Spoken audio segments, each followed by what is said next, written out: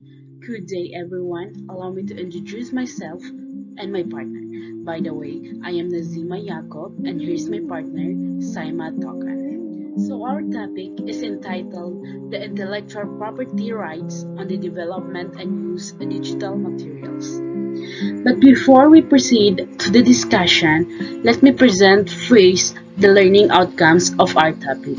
At the end of this discussion, learners are expected to first define netizenship and etiquette, second, formulate a set of netiquette guidelines, third, identify example of intellectual property rights and educational setting, fourth, define the copyright laws, and last one is cite consequences when copyright laws was violated.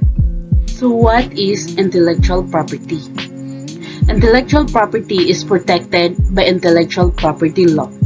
There are six major types of intellectual property law. First is the copyright, patents, designs, trademark, circuit layouts, and new plant varieties. However, confidential information, the duty of fidelity, trade secrets, confidentiality, and moral rights are also included.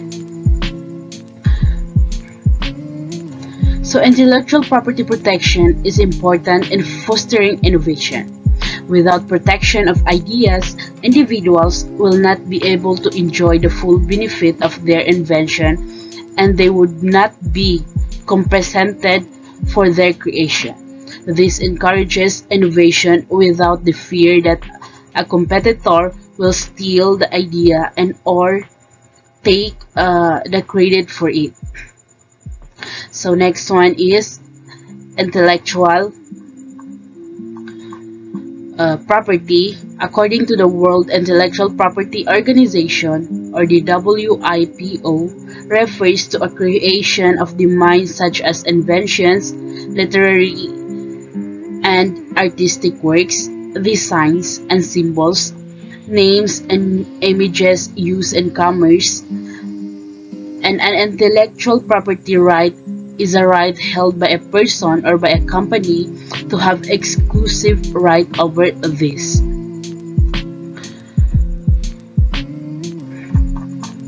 Next one is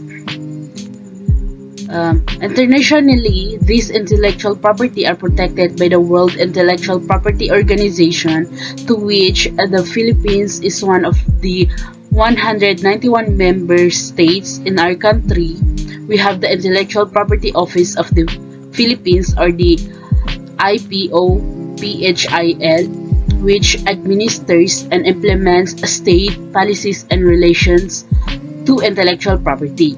So this office was created through Republic Act 8293. Now let's proceed to Republic Act 8293.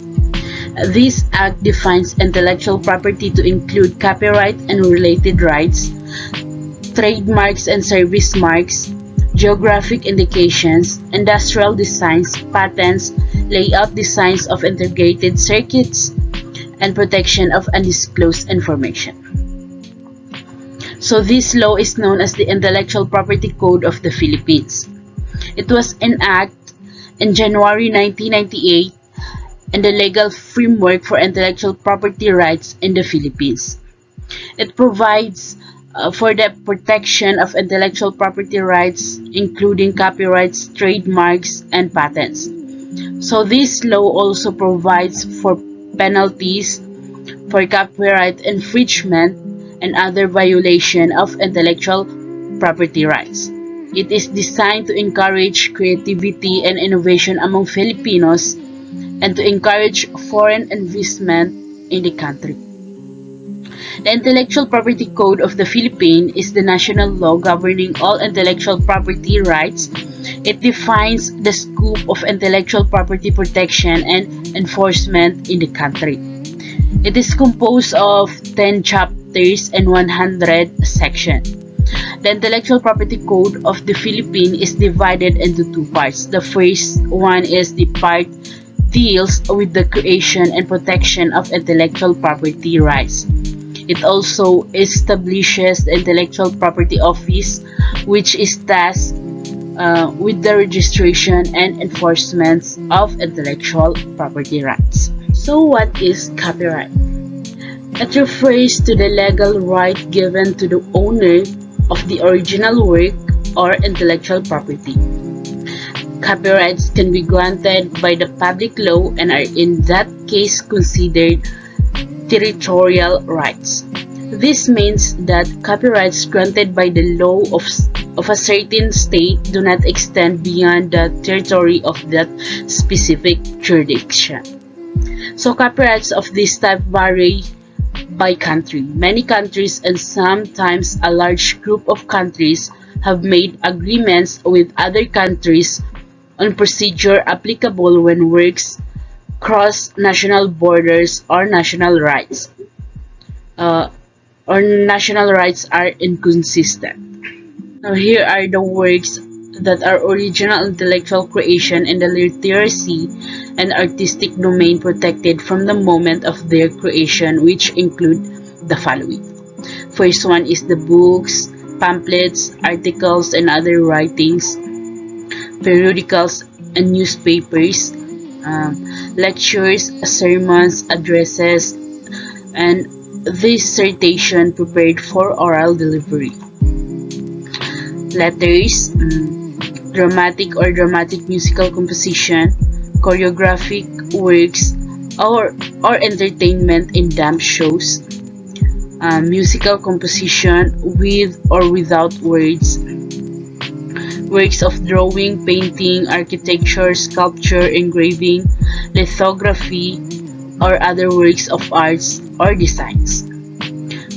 Next is photographic works, including produced by a process analogs to photography, pictorial illustrations and advertisement, illustrations, maps, plans, sketches, chart, and three-dimensional works relative to choreography, topography, architecture, or science. And the last one is cinematographic works.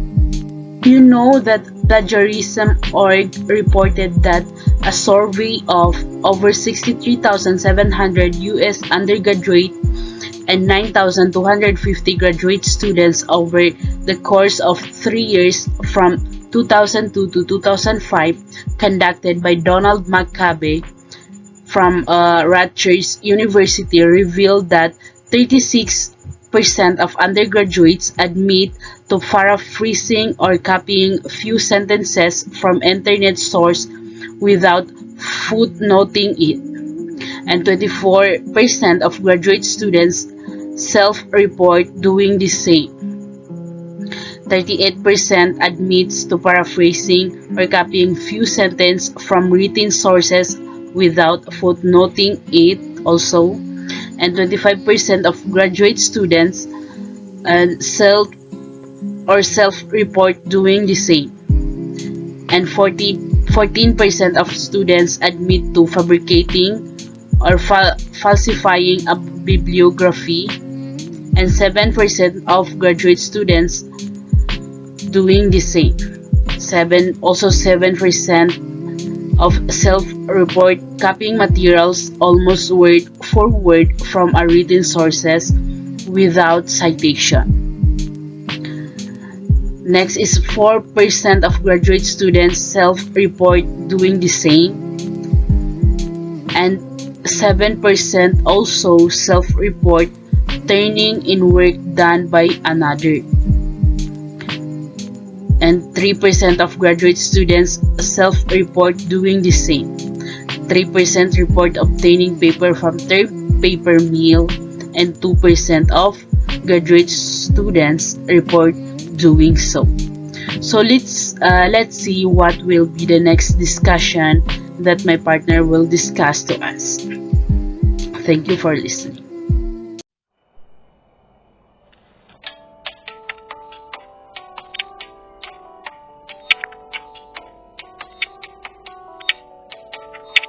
Good day everyone, I am Saima Topan and let me continue our assigned topic. So now, let us proceed in copyright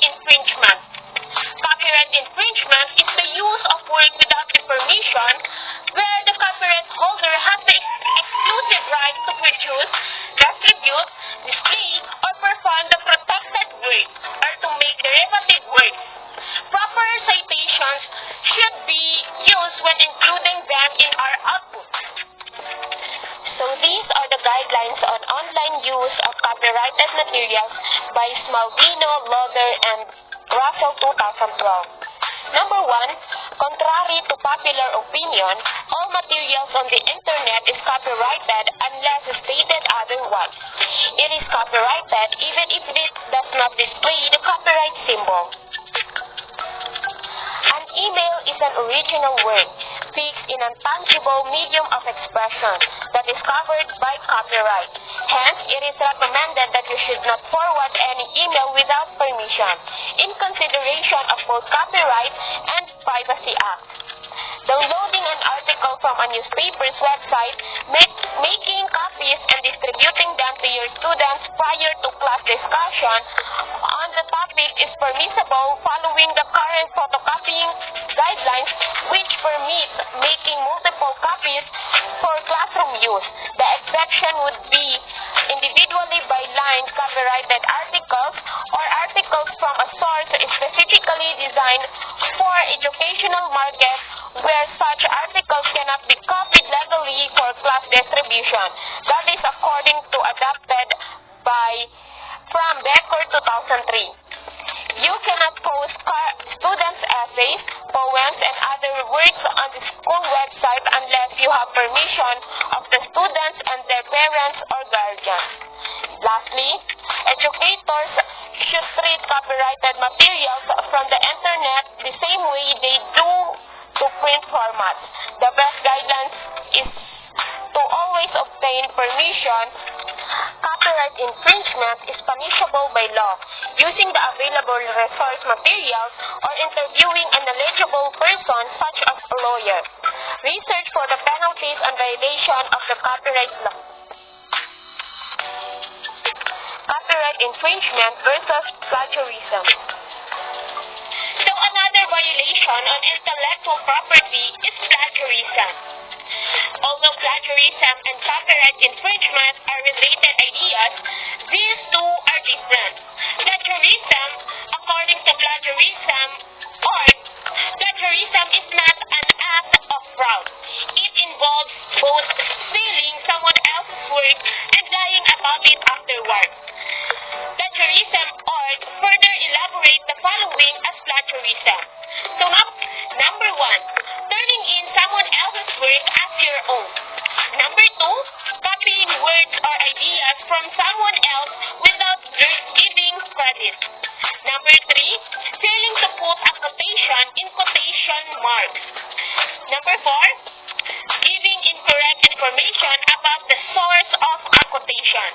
And lastly, changing words but copying the sentence structure of a source without giving a credit. Plagiarism refers to the copying the work of another and claiming it as one's ideas without proper attribution, while copyright infringement is copying one's work without obtaining permission. So in short, copyright infringement is a violation of the right of the copyright holder, while plagiarism is a violation of the right of the author.